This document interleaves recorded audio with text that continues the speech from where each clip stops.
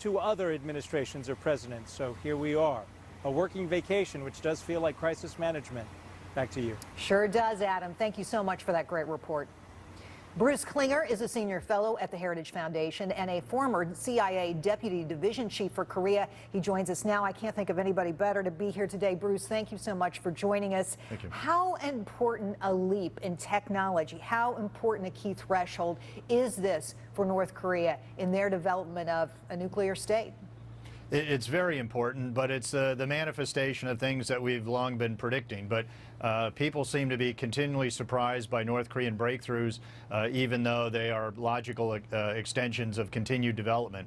When I was at CIA in 1999, we worked on an unclassified national intelligence estimate, which predicted that by 2015, North Korea would have the capability to hit the continental U.S. with a nuclear weapon. We were a few years off, but it shouldn't come as a surprise. I have to tell you, first it looked like kind of the Cuba Missile Crisis. Now it looks like the Manhattan Project, right? I mean, they're moving quickly to develop this. How concerned should we be? And frankly, what kind of protection do we have for ourselves, for our own people?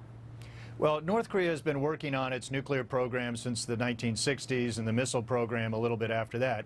But under Kim Jong-un, we've seen really an exponential increase in the number of launches, both for systems still in development as well as deployed systems that are exercising the war plan. So we have not only this ICBM, but we have two intermediate range ballistic missiles which can reach Guam, which are on development. North Korean officials told me in Europe in June that those will soon be deployed to military units. Also already medium range missiles that can range South Korea and Japan with nuclear weapons already. So we have 44 ground-based interceptors in Alaska and Hawaii to defend the homeland. So there's a lot out there. There's a lot out there to defend the U.S. I understand that the North Koreans have something like 60 nuclear warheads right now. We have, what, 6,800? But look, the bottom line isn't the number, really, because any one of these could do an incredible amount of damage. It just takes one at the end of the day, right?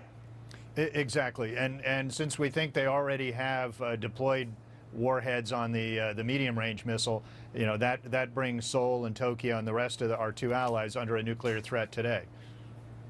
I have to ask you, because there's a lot of talk in-house here, and I hear the media, the left in particular, rumbling tonight about the president's comments about fire and fury. They were very strong. Were they too strong? Might they antagonize the North Korean leader? Well, they do sound like they were penned by Pyongyang. It sounds reminiscent of the kind of over-the-top rhetoric that the North Korean regime gives. The thing is that they seem to affirm the growing perception that the U.S. is preparing or at least considering a preventative attack. We saw the National Security Advisor, H.R. McMaster, earlier this week saying that the president has asked them to at least prepare that option. A preventative attack could trigger an all-out war on the Korean Peninsula, and as we've seen Secretary of Defense Mattis warn, that would have catastrophic consequences. Wow, I can't, it seems impossible that we're even talking about this. It seems like this is a ball that we kind of lost track of, and now it's rebounding so negatively. Lots more to talk about. We're going to have more on this later in the show with Bruce and several other experts coming up, so stay tuned for that. Thank you, Bruce. President Trump was also addressing what you might consider, well, the worst crisis inside the U.S.